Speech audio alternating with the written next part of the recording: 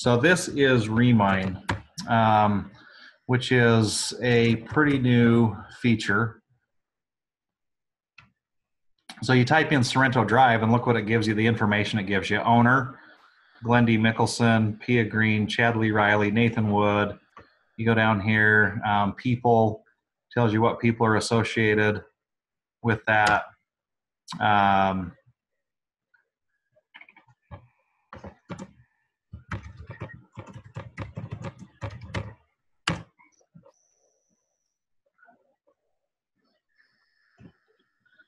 It's like faster if I zoom out.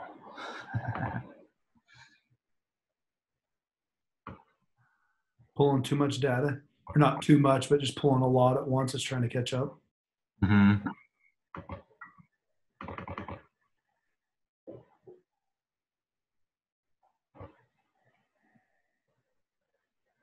It located me in Eden.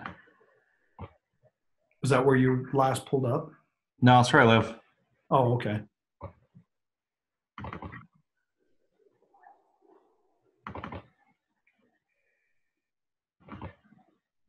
We know where we're going though. We're going to that little honey hole right there. So as I learned to use this better, so this is all those blue dots, those are our houses, right? So we looked at, it was this one right here, right? So check this out. So we can get the same information here. Okay, off market, 727 west, 2175 south, Woods Cross. Estimated value is 288. And we saw that it sold for, you remember? It was 248, wasn't it? 248. Yeah, it was 7,000 in concessions, right? Yeah. Okay, we also know that that person was FHA. So it's been 2 years with FHA. They might be able to, you know, do something other than FHA, and they might even be able to upgrade now. Because there's the same house, 248, 999, $7,300 in concessions. So 245, 7,300 in concessions, and we know that they did FHA. Oops. Got my little bars in my way of switching. There we go. Okay, so here's something that's really cool about Remine is we click on the address and it's going to give us, I need to delete this so it stops searching. I really need a new computer too because mine's slow. Okay. So you got off-market, public record, schools, valuation, demographics, property history, mortgages, associated people with the property. So we scroll down here, it's saying sales score is medium right now. Estimated value 288, owned 1.9 years by Alec only. We can see what our tax data is for the last several years, 1,600, 1,400, 1,300. Occupied, construction frame, heating, air conditioning, tells you it's got central air, which is good to know before you even go do a valuation on the property, because a lot of those still have swamp coolers, right? Yep. 0.2, total square footage, 1132, tax living area, 1132, but it does have a basement, 1960, R18 is our zoning.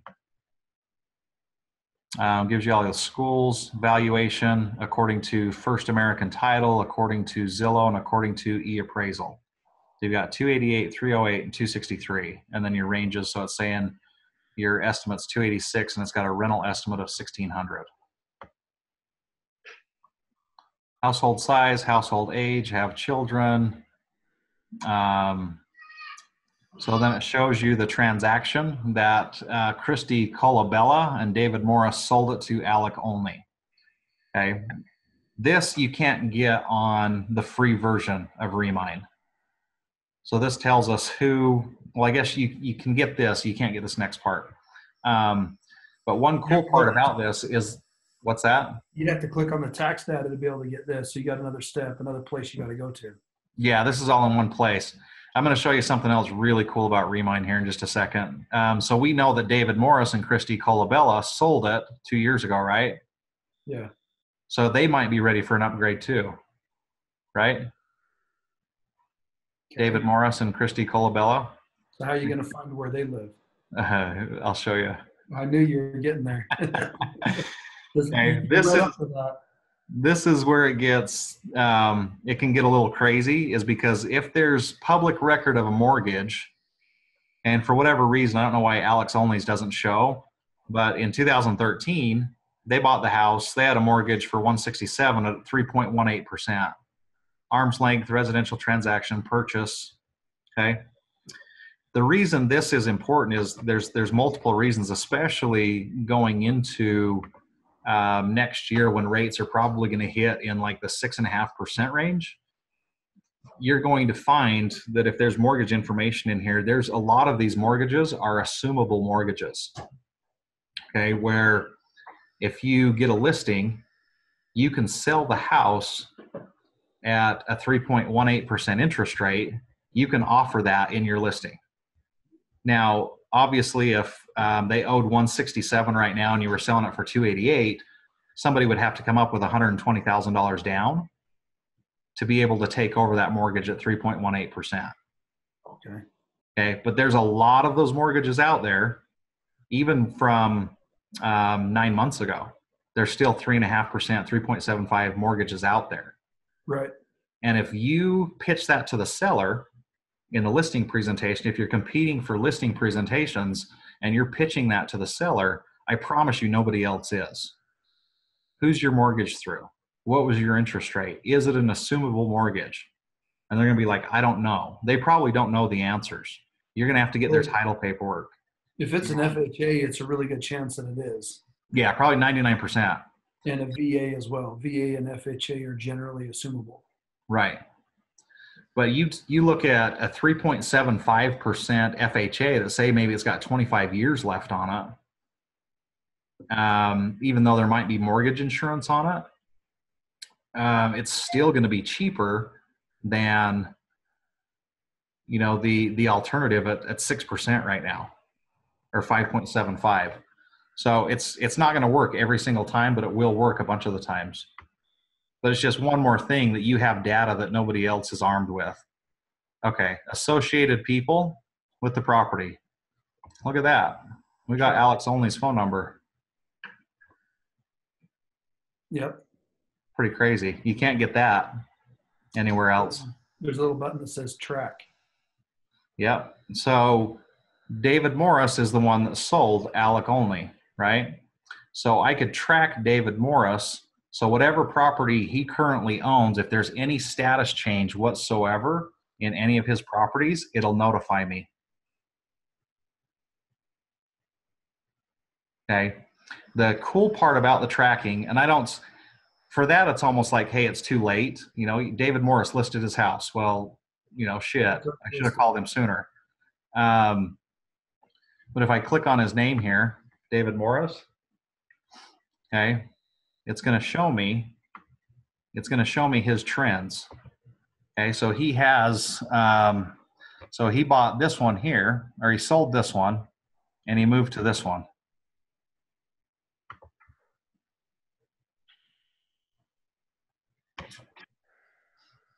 Sick, right? This is crazy. Okay. This is way crazy, isn't it? Okay, occupied, no garage. Maybe he wants a garage now, 0.21, R110. So he's got about the same amount of land. It's saying that his value is about 345. His loan balance is 247. Net equity 97. Active mortgage 257,000 at 3.94% through Franklin American Mortgage Company. His payments estimated $1,900 a month. Okay, we get down here. I'm saying his house could be worth 360.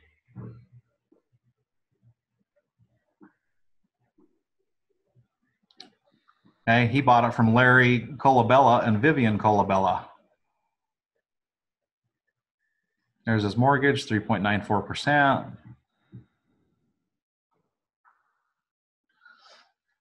No information available. Okay, but we do have his address now of where he currently lives, right? Yeah.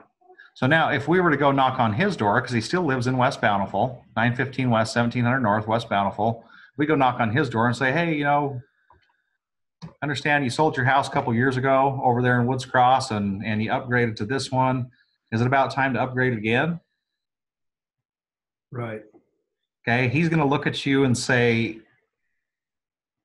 I'm either afraid right now because of how much information you have, or you've really done your research. Right. You're somebody I want to work with, right? Yep. Pretty scary, huh? I really like that. I like that a lot. Yeah, so this version of Remine is $199 a month to get all this data.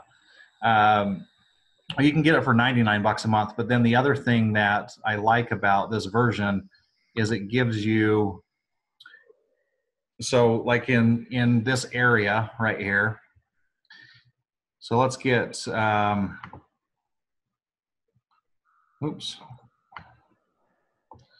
We're going to get a little specific. So here we've got that same neighborhood, right? That we're going to go knock on. But I'm going to do this section right here so we can take our polygon tool.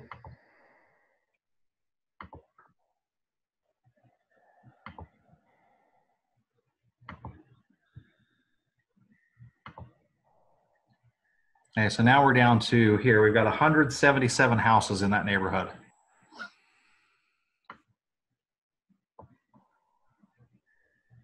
We can see if any of them are absentees.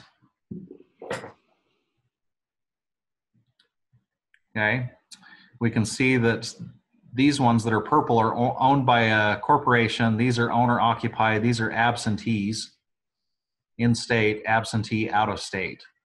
So we have one absentee out of state, which is this property right here.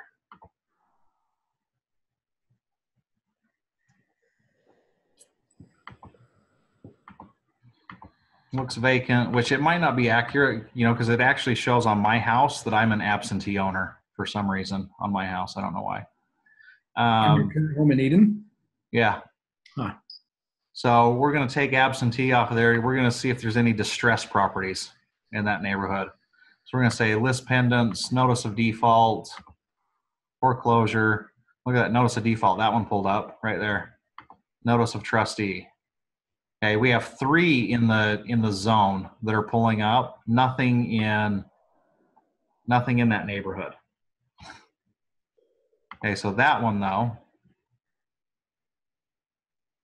So currently, this house right here is in notice of default.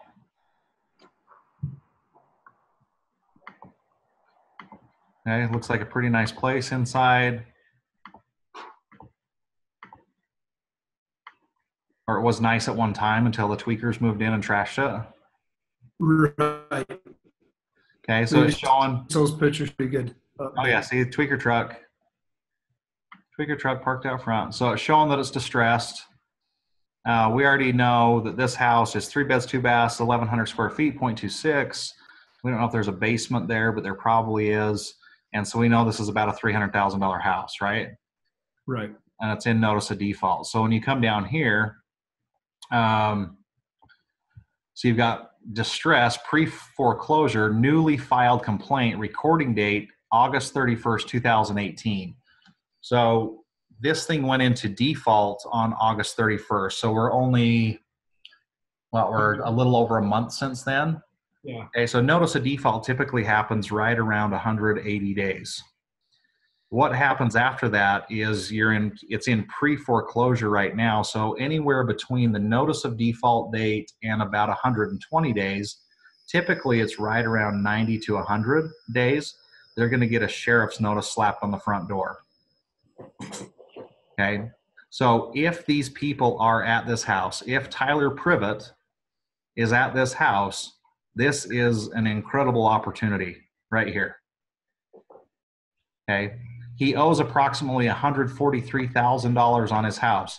He has $160,000 in equity. Something happened. Yeah. Okay, Tyler needs help. So there's multiple options here. So when I say I go door knocking with intent, this is one that my intention would be to buy this house and lease it back to him if I could, and help him get back on his feet and sell the house back to him next year for a small profit. That is my intention when I go knock on this guy's door. Okay, if he for some reason in the next year defaults on me, I don't have a problem kicking him out. Okay, the other option, and this is what a lot of the real estate investors will do, is they'll go knock on his door and offer him 20 grand to move and take over. Okay, you can also bring his loan balance. You find out how much he's behind. But if I had to spend $25,000 and bring his loan balance current and get added to title, I could do that too, right? Right. Okay. That is the riskiest way to do it, because if he files bankruptcy, you could still be included in that bankruptcy, because he's still on title as well. So let's scroll down here real quick. 302 estimate. A pre-foreclosure, newly filed complaint, warranty deed, sold for 181 grand to Tyler Privet in August of 2012. Something said this guy's lost his job or something. Yeah, he's been in it for a long time. Yep. He's been there 6 years. He's paid his balance down. Something's going on. So this is one where I would go knock on the door and I would just be up front right from the beginning. And this is one, Rob, you can go do this today. Go knock on this guy's door today. You're in Woods Cross, right? Yeah, well, Centerville, but right there. Yeah. Okay. Or you can wait and we'll go do it tomorrow. Go knock on his door, hand him a card. I promise you, he's received every piece of mail in the world of how people want to help him save his house. Oh yeah, I guarantee it. Okay. But probably one person has knocked on his door. Maybe. And if he's not home, chances that they've gone back are slim too. Right. No, it makes sense. But you go knock on his door and you catch him at home and he answers, and just you're up front, you just say, are you Tyler Privet? He might have renters in there too. I've run into that a few times recently where renters have no idea that the house is going into foreclosure. They're paying rent every month. Yep, I've heard of that before. So something's happened to Tyler, knock on the door. Hey, are you Tyler Privet? Yes. My name's Rob Burbank. Here's my business card. Just up front with you, I am here to try to help you save your house. First and foremost, I am here to help you try to save your house. Okay, do you understand what happens next in this process? You just had a new complaint filed for pre-foreclosure. Do you know what happens next? And he's going to say no, or he's going to say, hey, I'm working it out with my bank. Okay, number one rebuttal to when you knock on the door on these is they're going to tell you that I'm working it out with my bank. Yeah. Okay. And so your response to that needs to be something along the lines of, okay, your bank has their own best interests in mind, not yours. I'm an advocate for helping you save your house if I can. Worst case scenario is we sell your house and you walk with some money. But I'm here to try to help you save your house first and foremost. Do you have a couple minutes to talk about what happens next? And in this situation where he's in pre-foreclosure right now, he literally is weeks away from a sheriff's notice on his front door, which is, that's no good. And you can stop these sheriff sales if you can get them listed and get them under contract, or if you put the house under contract. So even if he's received the sheriff's notice on the front door, you can put it under contract and delay the proceedings.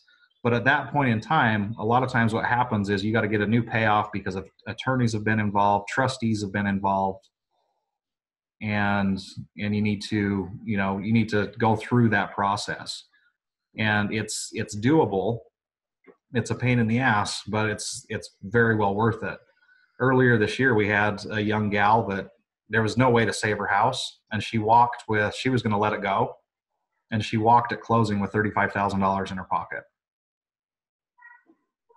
So, we can do some good in these situations. If there's a chance to, for example, if his loan balance is really 143, let's say it's 150 with fees to bring it current. Right. Well, it's 150, right? So if we buy this house off of him, let's say for 200 grand, okay, give him some equity and lease it back to him for a year. And then we take some of that equity and we prepay some of his lease. So we pay off some other bills. We help him through credit repair. We pay off part of his lease payment. We still want him making some payment to us. And then he has first right of refusal to buy it back from us next year at a 6% increase in rate, which would be 212. Does that make sense? It does. So we make 12 grand next year, and we make the lease payments between now and then. And if he defaults again, then we have a property that we own for 65 cents on the dollar. But we did everything we could to try to help him and try to get him back on his feet and try to get him through credit repair to buy the house back off of us.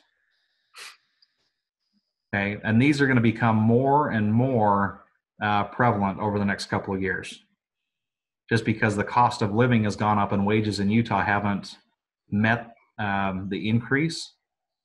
And so you're going to see more and more people, extend themselves and fall behind. And with him being behind, he has absolutely zero access to that equity in his house unless he sells it or unless we knock on his door.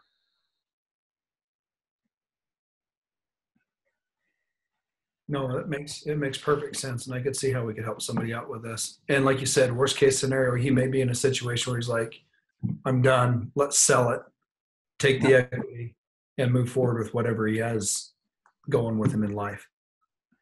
So three quick case scenarios from this year, and I'll make them short. One was this young gal's husband went to prison, and she used up all the savings to pay the bills as long as she could. That's why she was losing the house. Case two was this guy thought he was making his payment every single day.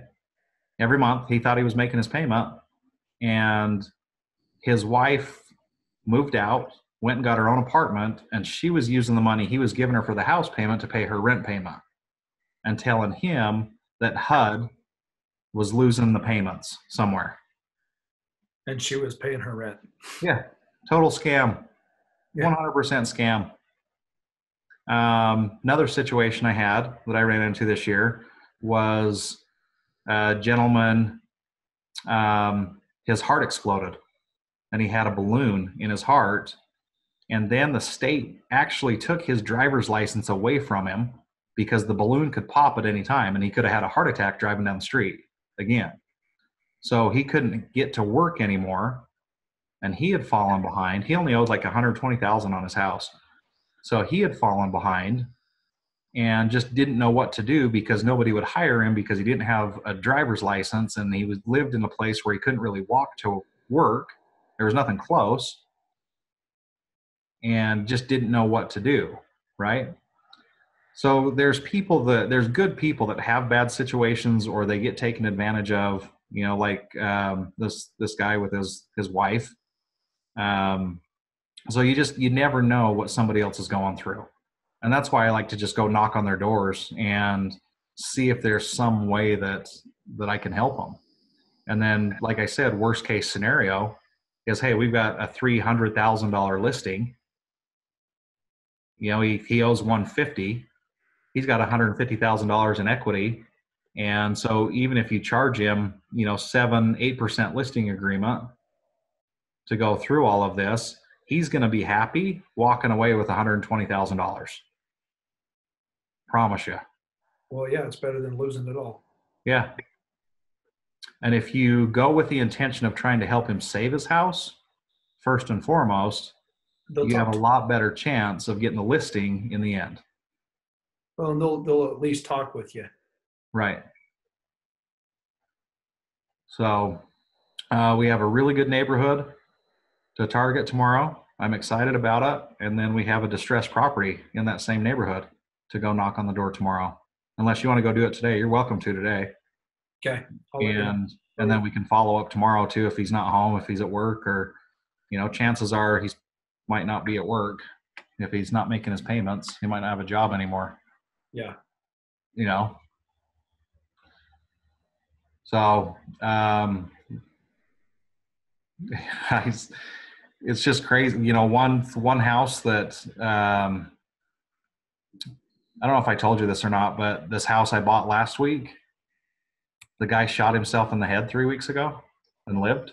No, you never told me about that. Yeah. Okay. It was an accidental shooting, but the bullet went in here and came out here. And he lived through. Accidental. How is that accidental? And lived like full recovery in 3 weeks. He's out driving a car and everything. I helped him get movers set up. Him and his wife are moving to Arizona. Way excited to have a fresh take on life. And their house was paid off. And he's got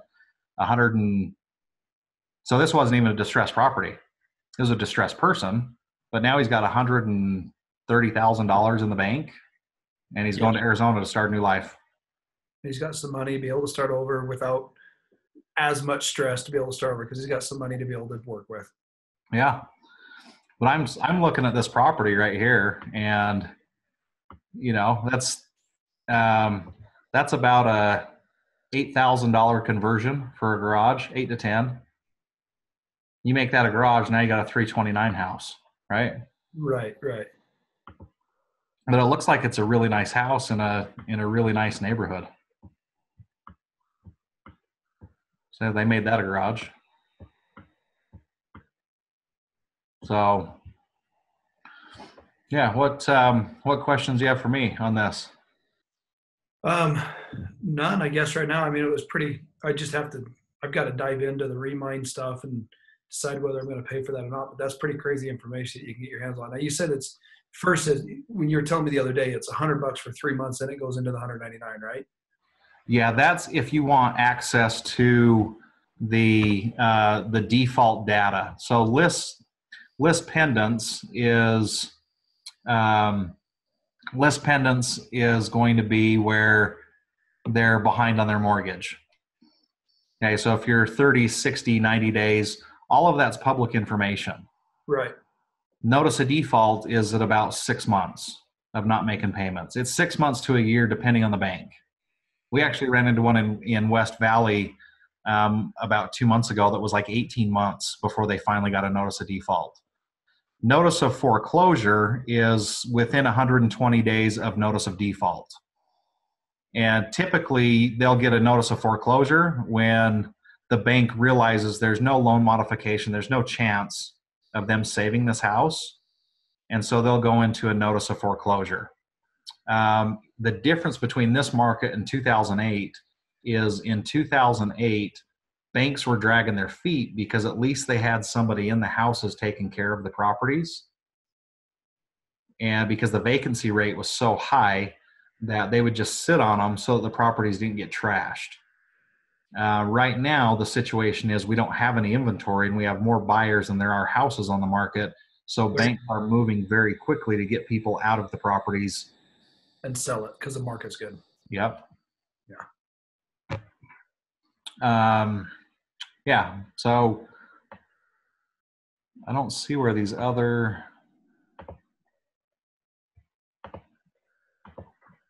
It says there's 3 unmapped listings, but I don't see the other ones around there.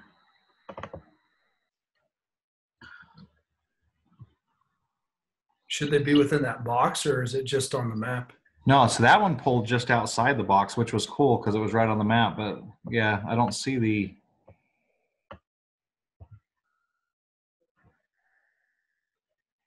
Oh, there we go. Oh, we're unable to verify the location of these. Okay. So that's not saying that they were.